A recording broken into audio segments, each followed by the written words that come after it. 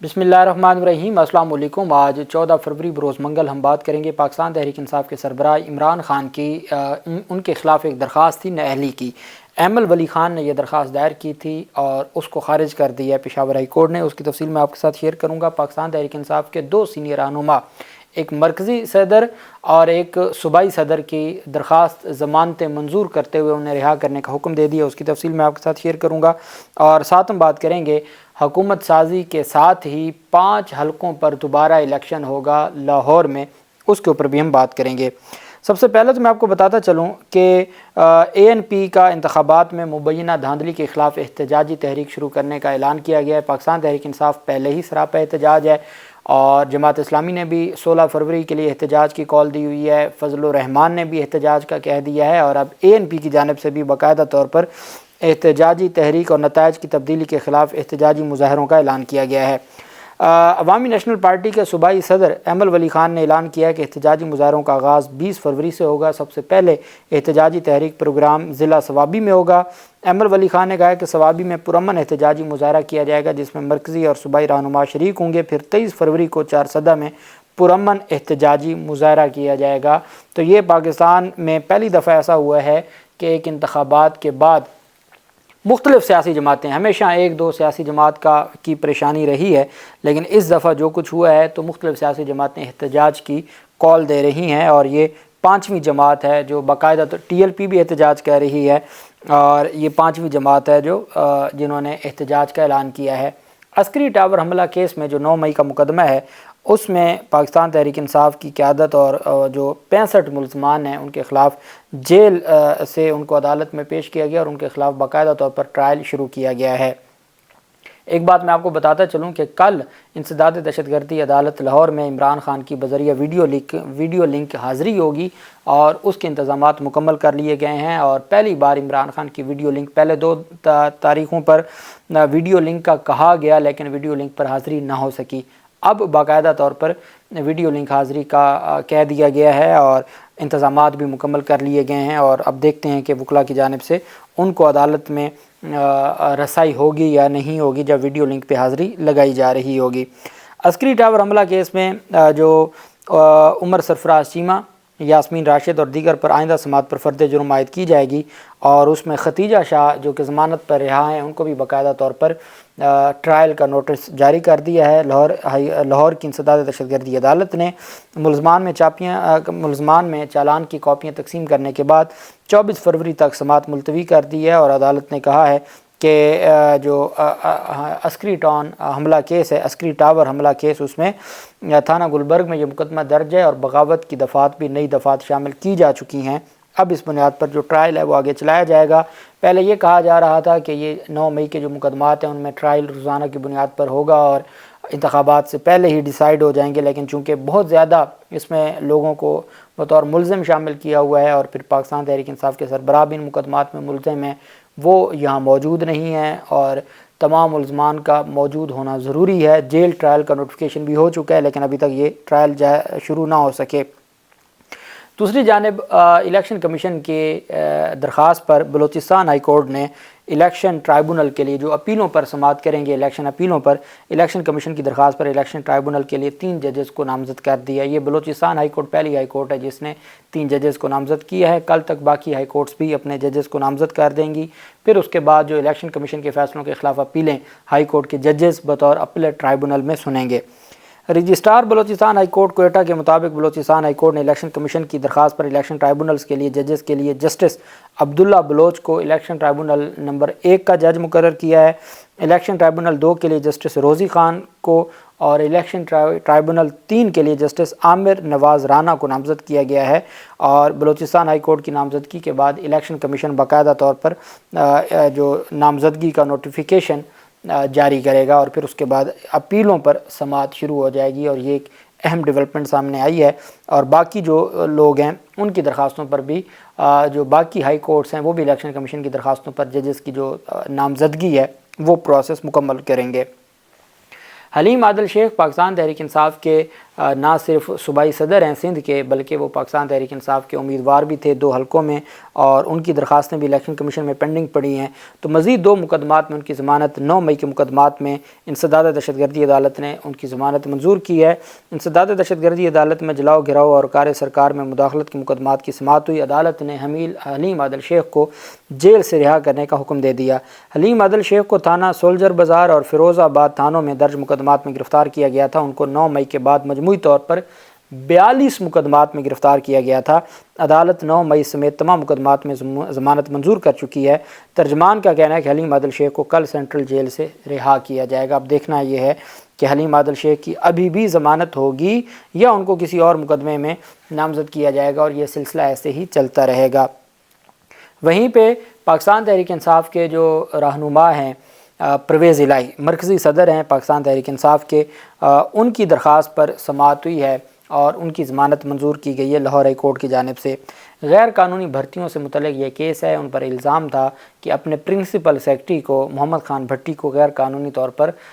تقرری کی گئی تھی بطور وزیر اعلیٰ، اور اس وجہ سے ان کے خلاف یہ مقدمہ بنایا گیا تھا اور ان کی ضمانت نیچے سے خارج ہو گئی تھی، جو اینٹی کرپشن عدالت سے اور ہائی کورٹ سے رجوع کیا گیا تھا۔ لاہور ہائی کورٹ نے پی ٹی آئی کے مرکزی صدر اور سابق وزیر اعلیٰ پنجاب کے خلاف پنجاب اسمبلی کے پرنسپل سیکرٹری بھرتی کیس میں ضمانت منظور کرتے ہوئے پرویز الہی کو 1 لاکھ روپے مچلقے جمع کروانے کا حکم دیا ہے۔ دوران سماعت پرویز الہی کی جانب سے ایڈوکیٹ عامر سعید راں اور فرمان پیش ہوئے اور کیس سے متعلق دلائل میں بتایا کہ جوڈیشل مجسٹریٹ نے محمد خان بھٹی کو ڈسچارج کر دیا تھا۔ پرویز الہی کے وزیر اعلیٰ بننے سے پہلے پرنسپل سیکرٹری کا نوٹیفیکیشن جاری کیا گیا۔ درخواست گزار نے اور عدالت میں موقف اختیار کیا کہ وزیر اعلیٰ کے پرنسپل سیکرٹری کا نوٹیفیکیشن چیف سیکرٹری پنجاب نے جاری کیا۔ اس مقدمے میں چیف سیکرٹری کو فریق ہی نہیں بنایا گیا، یہ کیس سیاسی بنیادوں پر قائم کیا گیا۔ عدالت پرویز الہی کی ضمانت منظور کر کے رہائی کا حکم دے، یہ عدالت سے استدعا کی گئی تھی جس کو عدالت نے منظور کیا اور باقاعدہ طور پر پرویز الہی کی جو ضمانت ہے وہ منظور کی گئی۔ دوسرے مقدمے میں ان کے حوالے سے جو ایک اور مقدمہ تھا پرویز الہی کا، اس میں نیب کا جو مقدمہ تھا اور ایک ایف آئی اے کا منی لانڈرنگ کا بھی مقدمہ ہے، وہاں پر پیش ہوئے وکلاء اور عدالت سے استدعا کی ابھی فرد جرم عائد ہونی ہے پرویز الہی پر۔ پرویز الہی کو پیش کیا گیا۔ پرویز الہی کی پیشی کے موقع پر وہاں پر مکمل طور پر بند کیا ہوا تھا اور حتیٰ کہ صحافیوں کو بھی اندر جانے کی اجازت نہیں تھی، اور ان تمام جو چیزوں کو مد نظر رکھتے ہوئے عدالت کی جانب سے اور پرویز الہی کے اوپر فرد جرم عائد ہونی تھی، وکلاء نے کہا کہ آج فرد جرم عائد نہ کریں۔ عدالت نے مارچ کے دوسرے ہفتے تک سماعت کو ملتوی کیا ہے اور اس میں فرد جرم بھی عائد نہ ہو سکی، اور اب دیکھتے ہیں کہ آئندہ تاریخ پر فرد جرم عائد ہوگی یا نہیں ہوگی۔ عدالت نے 1 ماہ کے لیے کیس کو ملتوی کر دیا۔ حکومت سازی کے ساتھ ہی لاہور کے 5 حلقوں میں دوبارہ الیکشن ہوگا۔ صدر مسلم لیگ نون شہباز شریف نے قصور کی قومی اسمبلی کی نشست رکھی تو لاہور میں 6 حلقوں میں ضمنی انتخاب ہوگا۔ اگر انہوں نے قصور کی چھوڑ دی تو پھر قصور میں 1 حلقے پہ انتخاب ہوگا اور 5 حلقوں پہ لاہور میں ہوگا۔ لاہور میں 6 حلقوں میں مریم نواز این 119 کی نشست چھوڑیں گی جس پر ضمنی انتخاب ہوگا۔ اس طرح شہباز شریف پی پی 158 اور پی پی 164 کی نشستیں چھوڑیں گے جس پر دوبارہ انتخاب ہوگا۔ شہباز شریف لاہور اور قصور 2 نشستوں سے ایم این اے منتخب ہوئے ہیں، وہ لاہور یا قصور میں سے کسی ایک جگہ سے نشست چھوڑیں گے۔ حمزہ شہباز کی جانب سے صوبائی نشست پی پی 147 چھوڑنے کا امکان ہے، یہاں بھی دوبارہ انتخابات ہوں گے۔ شہباز شریف وزیر اعظم، مریم نواز وزارت اعلیٰ پنجاب کے لیے امیدوار نامزد کیے جا چکے ہیں، اور آج یہ بھی خبریں سامنے آئی ہیں کہ باقاعدہ طور پر پنجاب کی بیوروکریسی نے مریم نواز کو رپورٹ کرنا شروع کر دیا ہے۔ این 117 علیم خان اپنے پاس رکھیں گے اور پی پی 149 سے علیم خان جو نشست جیتے تھے وہ چھوڑیں گے، وہاں بھی انتخابات ہوں گے۔ اسی طریقے سے حمزہ شہباز چونکہ قومی اسمبلی کی اگر نشست رکھیں گے تو وہ پی پی کی جو نشست جیتے تھے وہ بھی چھوڑیں گے، تو 5 صوبائی اسمبلی 5 جو سیٹوں پر دوبارہ الیکشن ہوگا لاہور میں۔ اور دوسری جانب اگر وہ لاہور کی سیٹ شہباز شریف چھوڑتے ہیں اور قصور کی سیٹ رکھتے ہیں تو پھر 6 سیٹوں پر لاہور میں انتخابات ہوں گے فوراً، یہ جیسے ہی حکومت سازی کا معاملہ شروع ہوتا ہے اور ان کی جانب سے وہ سیٹیں چھوڑی جاتی ہیں تو پھر دوبارہ انتخابات ہوں گے۔ اور مریم نواز چونکہ نیشنل اسمبلی کی چھوڑیں گی تو پھر شہزاد فاروق یا ان کے مقابلے میں دوبارہ انتخابات کے لیے اس سیٹ پر آ سکتی ہیں، یا کسی پی پی کی سیٹ پر جو امید ہے کہ صنم جاوید کو الیکشن میں، تاکہ وہ اب چونکہ مریم نواز ان کا یہ تھا کہ جہاں مریم نواز جس اسمبلی میں ہوں گی وہاں صنم جاوید جائیں گی، تو وہ اب صوبائی کسی سیٹ پر الیکشن لڑ کے تو وہ بھی باقاعدہ طور پر اسمبلی میں پہنچ جائیں گی، کیونکہ سپریم کورٹ آف پاکستان سے ان کے کاغذات نامزدگی منظوری کا فیصلہ آ چکا ہے۔ اب ہم آ جاتے ہیں عمران خان کے خلاف پشاور ہائی کورٹ میں ایک درخواست دائر کی تھی اے این پی کے جو صدر ہیں ایمل ولی خان، انہوں نے کہ عمران خان نے اپنے اثاثے چھپائے ہیں اور اثاثے چھپانے کی وجہ سے عمران خان کو نااہل قرار دیا جائے، یہ درخواست تھی۔ اور جب chief justice Peshawar high court نے ان کے خلاف توہین عدالت کی درخواست لگائی تھی تو تب بھی گلہ کیا تھا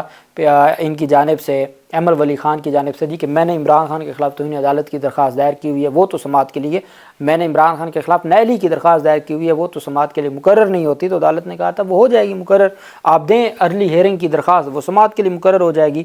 آج اس پر ڈویژن بینچ نے جسٹس شکیل احمد اور جسٹس وقار احمد نے سماعت کی، ایمل ولی کی جانب سے عمران خان کے خلاف نااہلی کیس کی سماعت 2 رکنی بینچ نے کی۔ درخواست گزار نے عدالت میں موقف اختیار کیا کہ بانی چیئرمین پی ٹی آئی ضمنی انتخابات میں 7 حلقوں سے جیت گئے تھے، اثاثوں اور کاغذات نامزدگی میں انہوں نے غلط بیانی کی اور کاغذات میں توشہ خانہ تحائف کا ذکر نہیں کیا، اثاثے ظاہر نہ کرنے پر عمران خان کو مذکورہ حلقوں سے نااہل کیا جائے۔ وکیل کی جانب سے عدالت سے استدعا کی گئی کہ اسمبلی رہی نہ بانی چیئرمین اب ممبر ہے، اس لیے اب عدالت نے کہا کہ اب چونکہ آپ نے جب درخواست دائر کی تھی اس وقت وہ 7 حلقوں پر الیکشن جیتے تھے، آپ کی درخواست کے دوران التوا ہی وہ ممبر نہیں رہے، جب وہ اسمبلی نہ رہی، وہ ممبر نہ رہے، تو اس کے بعد آپ کی درخواست کیسے قابل سماعت ہے؟ وہ چاہتے تھے کہ چونکہ جو انہوں نے کاغذات نامزدگی جمع کروائے تھے وہ آج بھی پارٹ آف دی ریکارڈ ہیں، تو اس وجہ سے کارروائی کی جائے، تو عدالت نے کہا کہ اس طرح نہیں ہوتا، تو آپ کی درخواست قابل سماعت نہیں ہے، ہم اس کو خارج کر رہے ہیں۔ تو انہوں نے کہا جی کہ آپ صرف اتنا لکھ دیں کہ یہ کیس آئندہ دائر ہو سکتا ہے کہ اگر دوبارہ عمران خان ممبر بنتے ہیں تو دوبارہ ہم درخواست دائر کریں گے اور ہم کہیں گے جی کہ عمران خان نے پہلے جو اثاثے چھپائے تھے۔ عدالت نے کہا وہ آپ کا حق ہے، اگر کوئی نئی کاز آف ایکشن ہوتی ہے تو آپ درخواست دائر کر سکتے ہیں، یہ درخواست آپ کی ناقابل سماعت ہے، اس کو ہم خارج کرتے ہیں، اور عدالت نے عمران خان کی نااہلی کی جو درخواست تھی وہ خارج کر دی ایمل ولی خان کی۔ اللہ پاک پاکستان کامیاب و ناصر ہو۔ بہت شکریہ، اللہ حافظ، پاکستان زندہ باد۔